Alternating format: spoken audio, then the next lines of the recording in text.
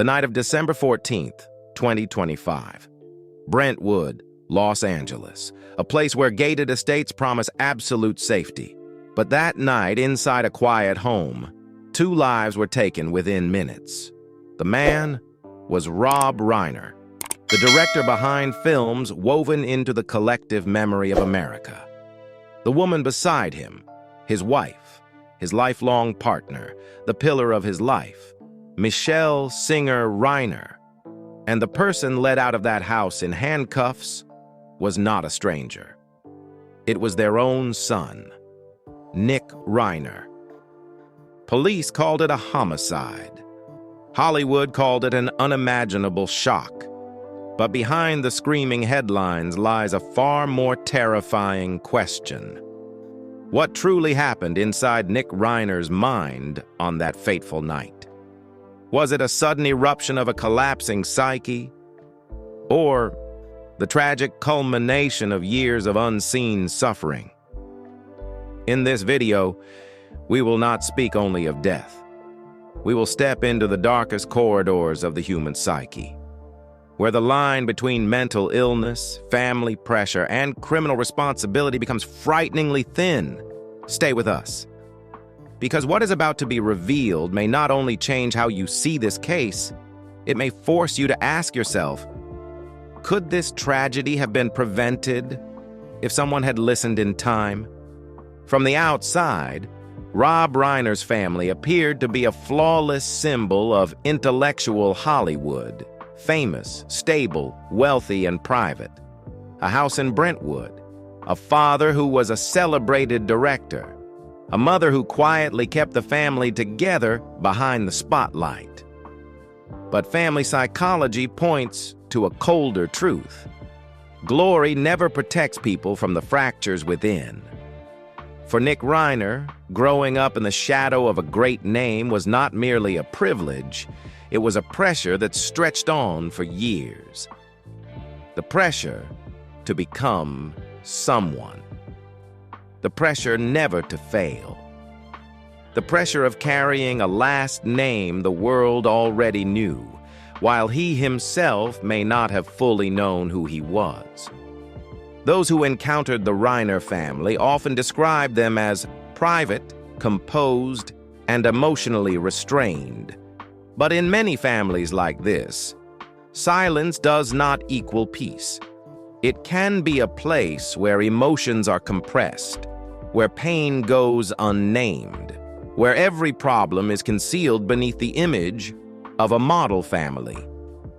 Experts call this invisible prestige pressure, a form of strain that does not come from violence or poverty, but from constant expectations and the feeling of never being good enough. Nick did not lack material comfort, but it is very possible that he lacked a safe space to be vulnerable, a place where he could say out loud that he was breaking. Any conflicts, if they existed, did not explode. They settled. They accumulated silently. They became part of everyday life until no one even noticed they were there. And when the tragedy finally occurred, what chills people most is not its brutality, but the sense that everything had begun long before. This family did not collapse in a single night. It simply broke open in one. And what unfolded inside Nick's mind, the subtle shifts, the fading boundaries between stability and loss of control, had been quietly forming within that very environment. There was no cry for help, no clear moment of alarm, only small changes, fragmented, quiet, so subtle that, when seen individually, no one found them frightening. In the months leading up to the night of December 14th, Nick Reiner was reportedly undergoing psychiatric treatment with medication. What kind of medication? Undisclosed. At what dosage? Unconfirmed. But to mental health professionals, the very need for medication already pointed to a prolonged state of instability. Those who have lived alongside mental disorders often describe the experience in strikingly similar ways. Reality begins to drift. Thoughts no longer move in a straight line, and the people closest to you gradually become unpredictable, difficult to understand, even frightening. Nick began to withdraw. Conversations grew shorter. His gaze became emptier. Silence was no longer calm. It became the sign of an internal dialogue no one else could hear. In psychology, this is an extremely dangerous phase, because on the surface, a person may still function normally. But inside, the ability to distinguish right from wrong, safe from dangerous, is slowly losing its solidity. When that happens, the closest relationships are often the first to be affected, not because of hatred, but because they are too close. Family, the place that should offer support, can instead become the focal point of tension, fear, and misunderstanding when a mind begins to slip away from reality. And in such a state, it takes only a small trigger, a word spoken at the wrong moment, a feeling of being cornered that outsiders never notice, for everything to cross a line without any plan at all. Thoughts at that point are no longer governed by reason. They are driven by emotion, by confusion, by the sensation of being under threat, even if that threat exists only in the mind. And once the mind has entered that state, what happens next is no longer a story of thought, but of action. Night fell over Brentwood in a way that felt entirely familiar. The porch lights turned on late. The house was so quiet you could almost hear the ticking of a clock in the living room as its hands met. No one knows the exact moment when everything began. But investigators often say this: tragedy rarely strikes like a bolt of lightning. It slips in, through a small detail, a lingering discomfort, a recurring thought that refuses to let go. Inside that house, the soft lighting no longer brought a sense of safety. The familiar walls suddenly felt strange. The ordinary sounds of daily life, footsteps, a door opening, a sentence left unfinished, became amplified inside a mind stretched to its limit. For Nick Reiner, if his mind had already drifted off its stable course, reality itself could be misread. A simple comment might sound like an accusation. Silence could transform into a threat, and the feeling of being cornered, even without anyone intending harm, could become overwhelming. There may have been a brief exchange, perhaps only a few fragmented, disjointed words, or perhaps nothing clearly definable at all, just the buildup of overloaded thoughts searching for release. Forensic records indicate that everything happened very quickly, so quickly that there was no space left for hesitation, so quickly that emotion surged ahead of reason and dragged everything with it. In psychology, this is known as a threshold moment, when the brain no longer weighs consequences, when action becomes a reflex born of internal fear, and when the closest relationships occupy the most dangerous position of all. What unfolded in those few minutes ended 2 lives, and immediately afterward, the house fell into silence, a silence unlike the one before, heavier, emptier, irreversible. When authorities arrived, red and blue lights cut through the sleeping neighborhood. Doors were opened, and the story of the night of December 14th began to be pieced together from fragments, timelines, locations, traces, and gaps that can never be filled. Not every question has an answer. But one thing is clear: that night was not an explosion of hatred, but the final point of a psychological process that had gone too far. And once that boundary was crossed, everything that followed no longer belonged to speculation, but to the law, and to a man forced to face the consequences of a single moment of lost control. When the steel door closed, every remaining sound of the Brentwood night came to a halt with it. No more living room lights, no more ticking clock. Only the cold air of the detention corridor and the rhythm of his own breathing. Nick Reiner was handcuffed in a state of near-complete non-resistance. No shouting, no explanations, no attempt to defend himself. At this point, silence was no longer a choice. It resembled the final defense mechanism of a mind that had reached total exhaustion.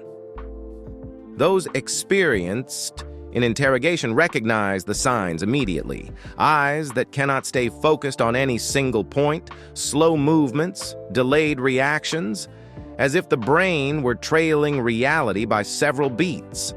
Nick was taken directly into isolation and placed on suicide watch.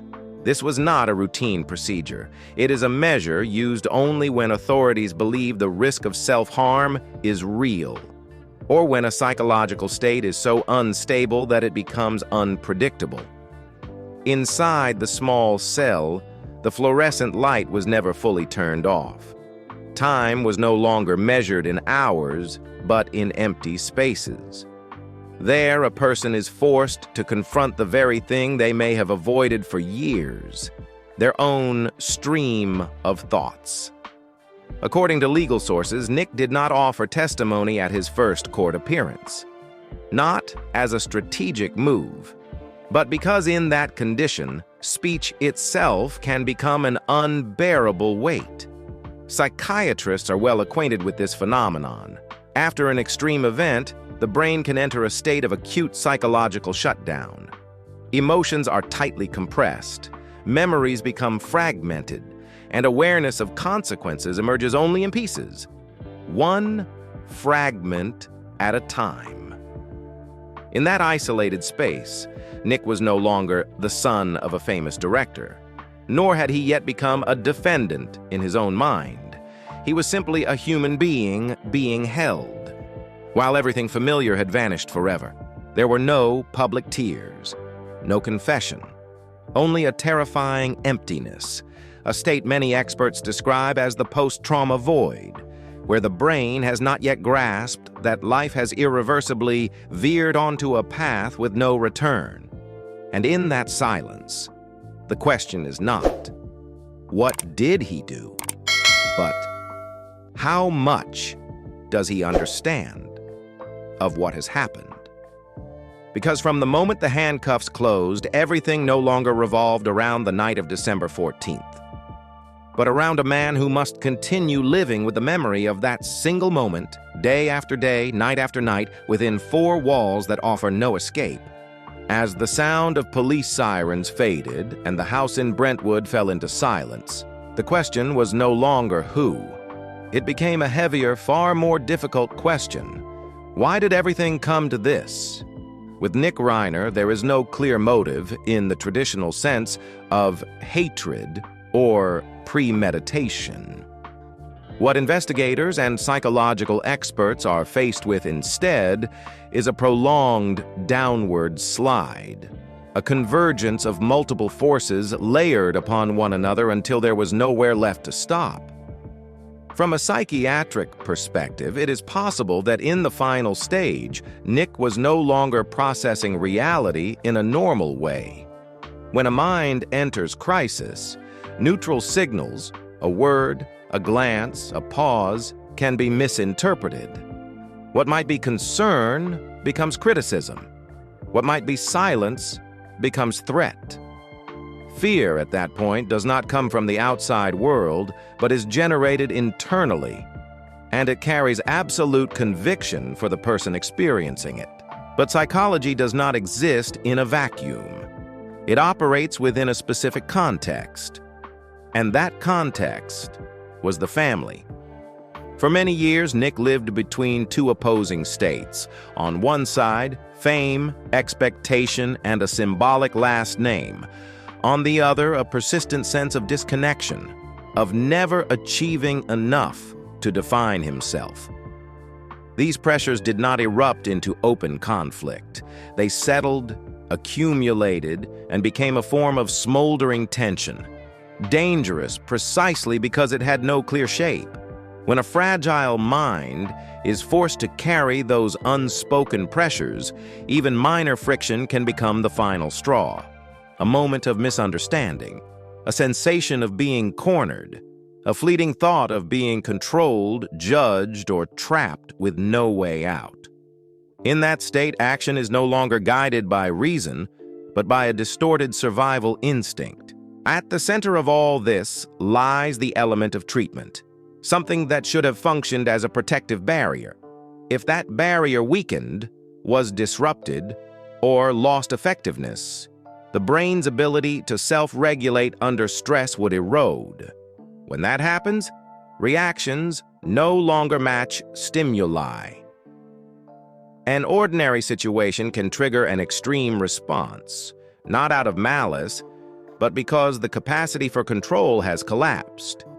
These three currents, psychological instability, accumulated family pressure, and a breakdown in protective mechanisms, are not separate. They converge in a single moment, and at that intersection, the final boundary is crossed. That is why, when speaking of motive in this case, it may be impossible to name it with a single word. The motive was not a goal defined in advance.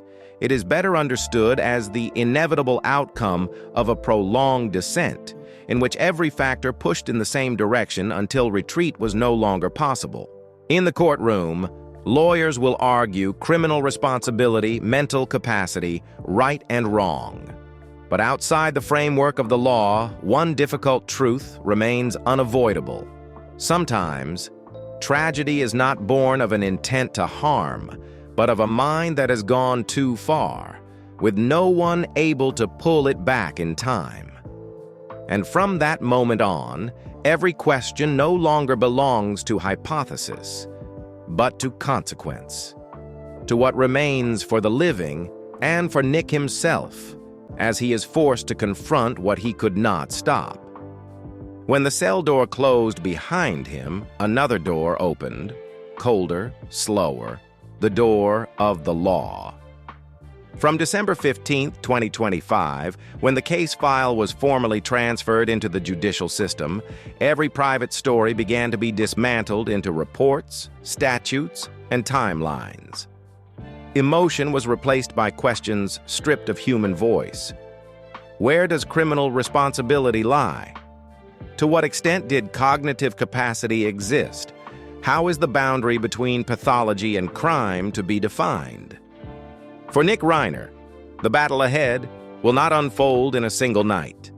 It will be prolonged, quiet, and corrosive, stretching through the days of late December 2025 detention, through an initial court appearance without testimony, and through each assessment prepared for the next phase. 2 counts of first-degree murder place him before the possibility of life without parole. On paper, the death penalty remains cited, though California's legal context renders it more a suspended shadow than a definitive destination. But the core of this battle does not rest solely on the act itself. It rests on the state of the individual at the moment the act occurred. At the arraignment scheduled for January 7, 2026, the court will not merely confirm the charges, it will open the decisive line of argument. Prosecutors will seek to establish intent, awareness of consequences, and a sequence of actions sufficient to sustain the highest charge. The defense, meanwhile, will focus on cognitive capacity, on independent psychiatric evaluations to be ordered immediately thereafter, and on the question of whether Nick truly understood and controlled what he was doing during the fateful moments of the night of December 14th. In cases like this, the courtroom becomes the place where neuroscience meets ethics, where medical terminology must stand before legal standards. On one side are brain maps, diagnoses, treatment histories, examined through reports expected to be completed from late January through February 2026. On the other are stark legal concepts, guilty, and not competent to stand trial. Each conclusion carries enormous consequences, not only for sentencing, but for how society understands mental illness in the context of severe violence. The hearings that follow, including a preliminary hearing anticipated in late January 2026 and the possibility of a competency hearing in the first quarter of 2026, will proceed slowly. Time in the legal system does not move to the rhythm of emotion. It waits for reports. It waits for argument. It waits for the same questions to be asked again and again of the same issue until no alternative path remains. Throughout this entire period, Nick remains under strict supervision, a suspended state stretching from the end of 2025 into early 2026, where the future hangs between two opposing possibilities: full criminal responsibility under the law or recognition through the lens of pathology, of a mind that lost control at the one moment from which there was no return. Outside the courtroom, public opinion is divided. Some demand uncompromising justice. Others emphasize the necessity of medical understanding and prevention. But the law does not operate on collective emotion. It operates on evidence, and on each side's ability to persuade when standing before the same set of facts. This battle, therefore, does not only decide the fate of one individual, it raises a larger, more unsettling question. When tragedy occurs at the intersection of illness and violence, should justice be measured by punishment or by a limited, disciplined form of understanding? And while those questions await their answers, time continues to move on. Slow, heavy, long enough to turn one night of chaos into a legal journey with no shortcuts. When the emergency procedures ended, when the red and blue lights left the Brentwood street, true silence finally began. That was the moment the survivors had to step back into a familiar house, a place where everything was still there, but the people were not. The family's daughter, Michele Reiner, was the one who discovered the bodies. There is no way to prepare for such a moment. No instruction manual exists for confronting the greatest loss of your life inside your own home. What remains afterward is not an image, but memories that refuse to switch off. Beside Romy was her brother, Jake Reiner. Together, they issued a brief message to the public: gratitude for the concern and a simple yet difficult request: privacy to grieve. No arguments, no justifications, only an attempt to preserve a quiet space large enough to breathe. Hollywood was stunned. Condolences poured in. Professional memories were revisited. But behind the lights of remembrance stood a family shattered in a way that cannot be repaired. There are no winners in this story, no satisfying ending. Only those who remain, learning how to live with the empty spaces, at the dinner table, in the living room, through every holiday yet to come. And as the public gradually turns to other news, as the courtroom continues with the cold rhythm of the law, those who remain must still face a simple, heavy truth. Tragedy does not end when a case begins. It merely shifts into another form of existence, quiet, enduring, and without closure. There is no Hollywood there anymore, only a family and a loss that no verdict can ever resolve. When all the facts have been laid on the table, when the law begins to speak in statutes and court dates, what remains is not certainty, but questions that are not easily answered. If a mind truly collapsed in silence, could this tragedy have been prevented sooner? Where should the boundary between pathology and responsibility be drawn? And what must society do to not only punish after catastrophe strikes, but to recognize the warning signs before everything crosses the threshold? The story of the Rob Reiner family does not end here. It continues in the courtroom, in psychiatric evaluations, and in the lives of those who remain, day after day, one day at a time. We will continue to follow the next legal developments, the crucial hearings ahead, and the details that may change how we understand this case. If you want to stay with us until the very end of this story, subscribe to the channel and turn on notifications so you don't miss what comes next, where the truth slowly emerges and the hardest questions demand that we face them. Because sometimes the most frightening thing is not the crime that has already happened, but what we still do not fully understand about human beings and about ourselves.